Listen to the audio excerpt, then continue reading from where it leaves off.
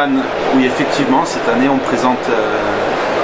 une nouvelle feature sur notre produit. En fait c'est plus qu'une feature, c'est carrément une verticalisation de Goodbarber, où on va pouvoir à partir de Goodbarber créer des boutiques en ligne. En fait l'idée c'est d'avoir toujours, ça c'est notre fil conducteur, la meilleure expérience utilisateur, sur mobile bien évidemment, avec des applications natives iOS, Android et également des progressives web apps,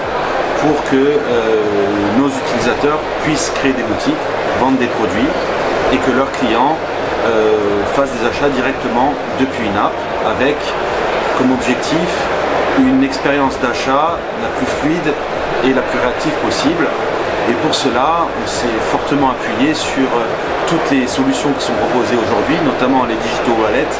pour faciliter le paiement, l'acte de paiement, avec des solutions de paiement en un clic, que ce soit avec Apple Pay pour les utilisateurs iOS ou Google Pay pour les utilisateurs Android. Et on a aussi développé une solution qui permet pour les achats récurrents, pour les clients fidèles de nos utilisateurs, d'enregistrer leurs moyens de paiement et de passer directement avec des achats en un clic s'ils ne souhaitent pas utiliser des digital wallets. Donc tout ça toujours avec ce même focus au niveau du design, des possibilités de personnalisation qui sont nombreuses et qui permettent aux utilisateurs de choisir différentes templates pour pouvoir présenter leurs produits. Donc on retrouve dans Goodbarber Shopping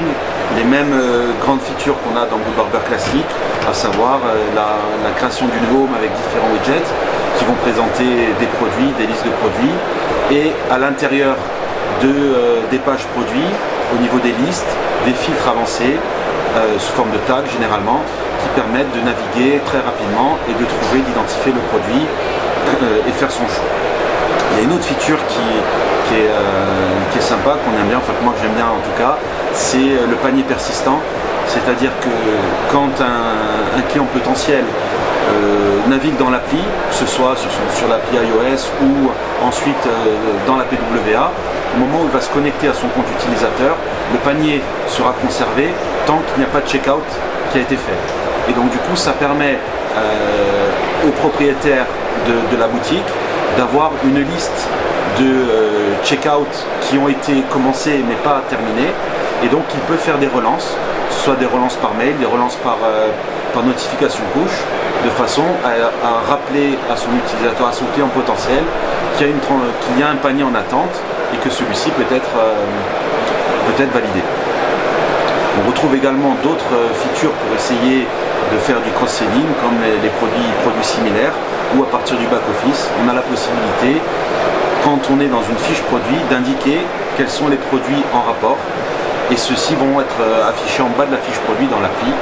et de façon à ce qu'ils soient visibles par l'internaute quand il consulte un produit. Est-ce que c'est un produit qui est différent de l'offre que vous proposez actuellement, où on peut passer d'une application, si on avait un e-commerce en même temps, on peut transformer notre application directement en e-commerce? Alors c'est un back-office qui est dédié sur l'offre shopping, et donc du coup si on a une application existante, à ce moment-là il va falloir créer un nouveau back-office et ensuite paramétrer sa boutique. Ce qui nous caractérise aussi, ce qui nous différencie, c'est que dans ce nouveau back-office là, donc les fonctionnalités principales seront les fonctionnalités de gestion de produits, de gestion des commandes et de gestion du fichier client, mais on retrouve également toutes les features de publication de contenu qui sont propres à Goodbarber, c'est-à-dire que le CMS intégré et les connecteurs vers d'autres plateformes sont disponibles, si bien qu'on a la possibilité à la fois de présenter ses produits, mais aussi de faire du contenu et de promouvoir du contenu. Donc si par exemple j'ai une boutique de produits de bien-être, j'ai la possibilité de présenter mes produits, de vendre mes produits, mais aussi de créer du content marketing autour du bien-être et de diffuser ça directement dans mon app, mais également dans ma progressive web app qui sera disponible aussi bien sur mobile que sur desktop. Donc j'ai à la fois une appli et un site. Ça veut dire que moi, si je suis amateur par exemple de Fifood, puisque c'est la mode, je vais pouvoir brancher mon Instagram directement dessus, avoir mes pages de shopping, etc. Si je veux vendre des produits, des livres ou des produits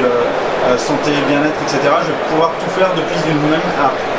Tout à fait, donc il y a la possibilité de connecter et d'afficher du contenu qui est produit par ailleurs, sur les réseaux sociaux par exemple, mais également de produire du contenu directement dans l'appli. En termes de position tarifaire, est-ce que l'offre est déjà commercialisée? Alors l'offre sera commercialisée en 2019. Ça va fonctionner sous forme d'abonnement, comme on a l'habitude de le faire.